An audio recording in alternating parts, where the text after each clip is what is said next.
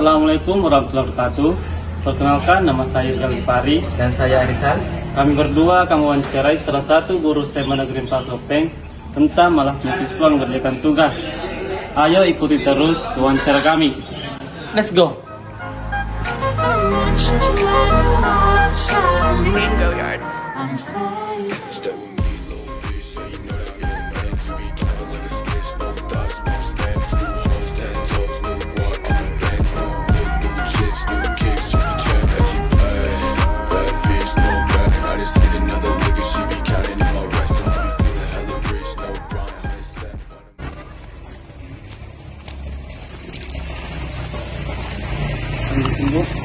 Assalamualaikum warahmatullahi wabarakatuh. Aku dan waktu sebentar. Kami ingin mewawancarai beberapa pertanyaan tentang malasnya siswa mengerjakan tugas. Oh iya. Apa sebab jika anak-anak sekarang malas belajar? Apa yang menyebabkan Malas belajar. satu siswa malas belajar? Kalau boleh ibu bilang sih, kalau faktor siswa itu malas belajar sebenarnya kembalikan kepada diri siswanya sendiri. Nah, diantaranya satu, kurangnya motivasi kan. Karena kita tidak termotivasi atau mungkin kurangnya kurang fokus, ya bisa juga karena kurang fokus sehingga ada rasa-rasa bagi dia itu bahwa dia tidak bisa mencerna apa yang diberikan oleh guru. Jadi istilahnya itu sama siswa itu memang ada beberapa faktor lah sebenarnya yang mempengaruhi.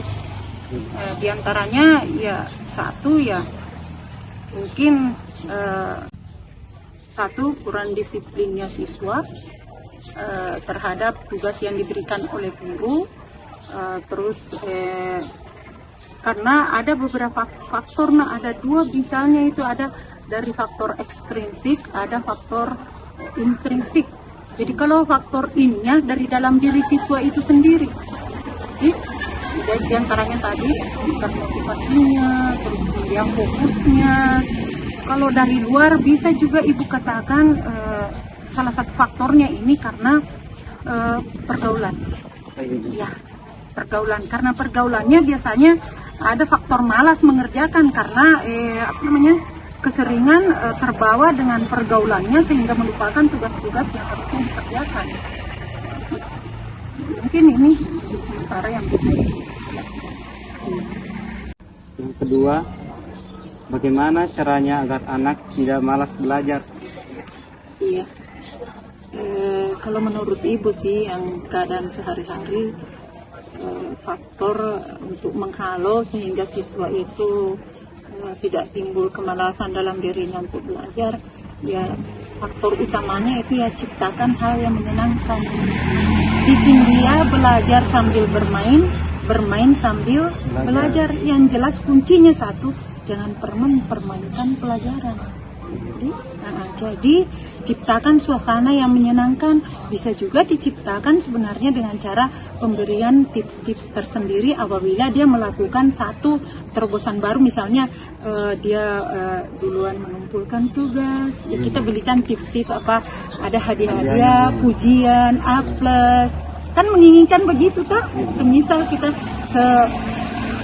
sedikit apapun yang dia hal-hal yang dia lakukan itu yang merupakan hal yang positif, kita berikan A+, gitu saja. Nah, mungkin ini barangkali yang bisa ibu jelaskan sebatas pengetahuan itu. Ya. Terus masih ada mungkin yang akan ditanyakan. Yang ketiga, di mana tempat yang baik untuk meningkatkan kualitas belajar anak-anak? Iya, tempat yang baik tempat yang baik. Sebenarnya ini bisa saya kembalikan ke Anda, di mana tempat yang baik seharusnya kalau kita sedang belajar. Karena kalau menurut ibu sendiri, tempat yang baik untuk belajar itu ya tentu saja tempat yang terbuka, yang sirkulasi udaranya bagus. Misalnya dalam kelas, kalau kita di dalam kelas memang ya cukuplah sirkulasi udaranya, bagaimana jendelanya terbuka, kebersihannya di dalam kelas, suasananya mendukung, tidak bising. Nah, terus kemudian anak-anak juga sebenarnya kalau memang misalnya ada materi tertentu, semisal untuk guru bidang studi tertentu, apakah itu biologi atau penjas, kita bawa keluar itu sebenarnya anak-anak lebih suka yang seperti itu. Jadi sambil mereka bercengkrama, sambil kita tanamkan sebenarnya materi apa pada saat itu. Jadi dia bisa gampang mencerna karena dia mengolahnya dalam keadaan santai, dalam keadaan sepertinya hilang beban karena suasana yang mendukung. Kalau di dalam kelas tidak cukup sirkulasi, kira-kira pasti kita mau tidur bawaan, jadi ngantuk ya. Nah, gitu. Kalau menurut pendapat ibu sih. Yang keempat, kapan waktu yang baik untuk anak-anak belajar supaya tidak malas? Waktu yang tepat buat anak-anak supaya bisa menghalau kemalasan itu sendiri. Sebenarnya nak, saya juga bingung sebenarnya kalau yang seperti ini, tapi ya ibu coba jelaskan juga. Karena arah pertanyaannya ini, kalau di sekolah itu berarti itu merupakan satu keharusan, mau tak mau yang namanya jam pelajaran itu sudah diatur. Nah, cuma kalau kita mempertanyakan di rumah, kalau kita mempertanyakan di rumah ya kita belajarlah kondisi kita pada saat itu, mana rasanya yang memang mood kita bagus, terus lagi fokusnya, tidak ada yang mengganggu, tidak ada faktor-faktor yang pada saat itu misalnya apakah kita tidak enak badan, terus kemudian apakah tidak ada yang hal-hal yang mengganggu, misalnya kepikiran kah disuruh ibu atau ini dan seterusnya. Tapi biasanya kalau di rumah, kalau ibu bisa sharing untuk hal satu ini, itu biasanya paling bagus kita belajar itu kalau pulang sekolah, istirahat, makan, istirahat, habis istirahat terbangun sampai sore hari. Jadi makan, sudah sholat asar, ya kita buka-buka buku dikit ya. Nah, cuma masalahnya kalau keseringan anak-anak biasa kalau sore itu waktu ngumpul dengan teman-teman, biasanya yang timbul rasa tidak fokus. Karena kenapa? Ada yang memanggil, entahlah melalui ini, ada panggilan, ayo kita ngumpul. Nah, ini biasa yang mendera anak-anak sampai biasa walaupun ada tugas, walaupun ada PR ditinggalkan, ya. Atau bisa juga setelah sholat maghrib makan, bisalah buka-buka antara selesai sholat isya kalau bagi yang Islam ya, sampai jam waktu tidur. Itu kayaknya ini yang bagus. Jadi kita sebenarnya itu ibu bilang tadi terpulang kepada